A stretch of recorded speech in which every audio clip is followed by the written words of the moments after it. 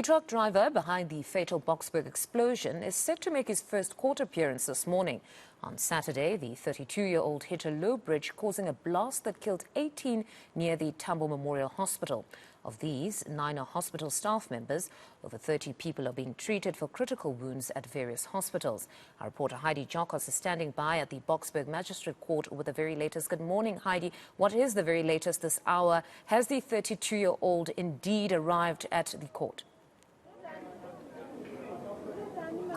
We are not sure exactly what's going on inside courts. In Mfundo, we have been told to wait for media access and for the matter to be called and whether or not media will be granted access inside. But we do understand that the 32-year-old will be appearing before the Boksburg Magistrate Court, facing charges, multiple charges of culpable homicide and as well as negligence.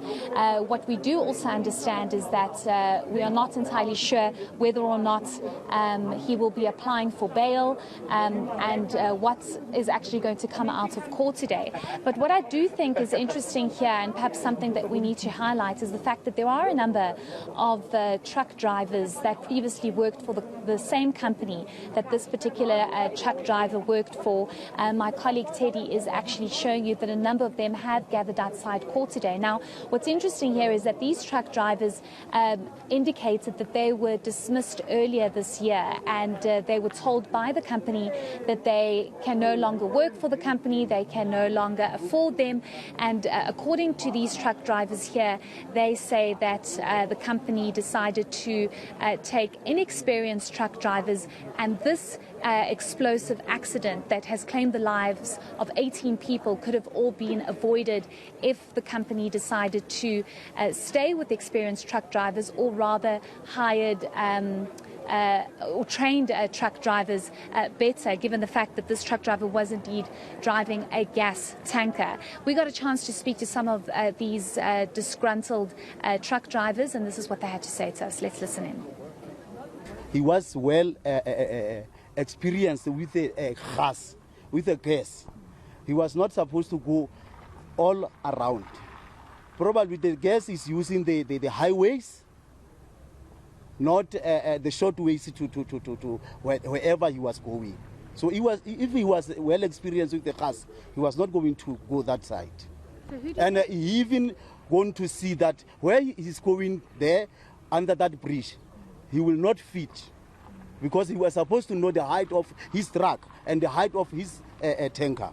If you are a code 14 dangerous goods driver, you should even notice the height restrictions of the bridge, because it's always written in there.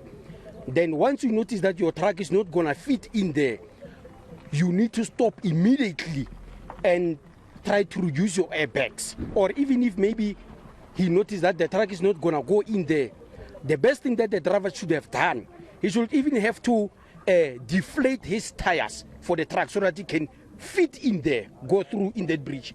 In that case, I'm going to say to you, that driver is not well experienced to drive the dangerous goods. I'm so very sad to see what is happening. I was driving the same truck. That truck who's killing people is the truck that I was driving. So I really don't know how can I say it.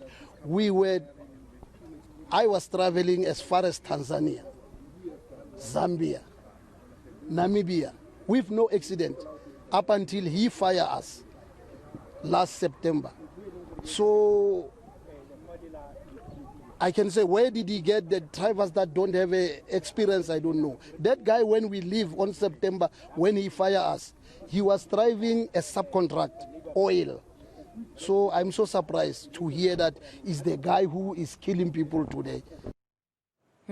Heidi, just listening to these truck drivers, one thing's for certain, the picture is about to become a lot more clearer around the circumstances that led to this horrific incident. Have you been able in any way to speak to the company itself around the retrenchments of these individuals and the incident itself? No, we have not been able to engage with the company yet with regards to those retrenchments and what is actually going on. But it seems as though these truck drivers that are here today that have been dismissed have indicated that they have not been able to engage with the company on the way forward, and that they were not able to proceed with their collective bargaining discussions with the company. So it seems as though there are a number of issues at play here.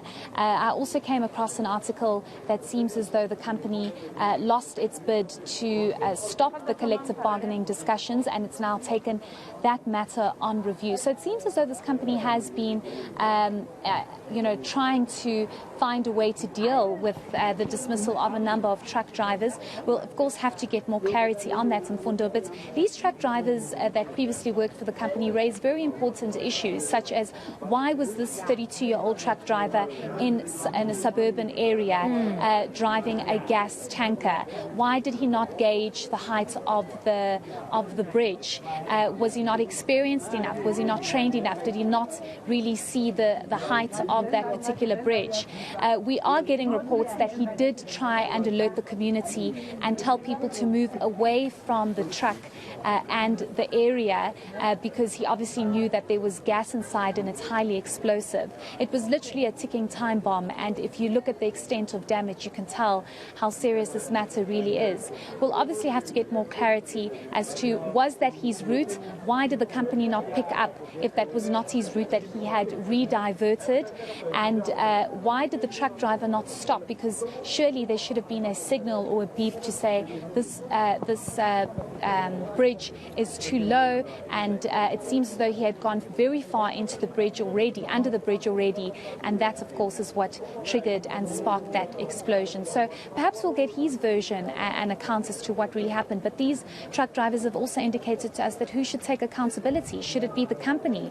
Did they not train the truck drivers sufficiently and adequately? Could this been avoided? And all these questions have been raised given the fact that 18 lives have been lost because of this. And this is what is at the center of the story, the tragic loss of life.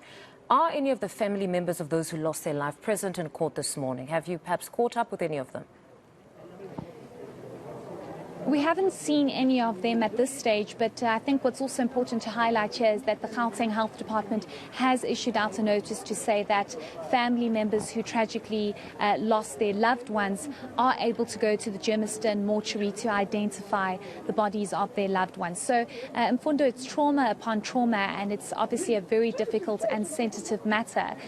9 out of the 18 lives that were tragically lost include 9 hospital staff members, 8 of them being nurses and 1 being a driver. So the hospital in the area was severely affected by this, and reports seem to suggest that it could be because of the radiation levels in that area and how far that explosion actually went. So surely there will be some family members in here. We also do know that one mother tragically lost 4 of her children in that explosion. So it's really a tragic and traumatic story, but we'll definitely touch base, and we do know that the Gauteng Health Department will be heading over to some of the families that lost their loved ones. And then just in closing, Heidi, clarity yet again. You're saying you're all still dealing with media access into the courtroom. We don't have an indication now as to whether you'll be allowed to film live.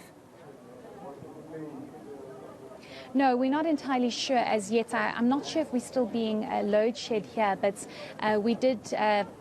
we were a bit worried that because of the load shedding, this case might be further delayed, but we haven't been granted media access as yet. There's, of course, a lot of media here covering this matter, but we have not been granted access inside the courtroom. We are all waiting outside as to whether or not we will be able to film proceedings. All right, Heidi, we'll leave it there for now and catch up with you as soon as a court commences. That's reporter Heidi Giokos in Boksburg for us this morning.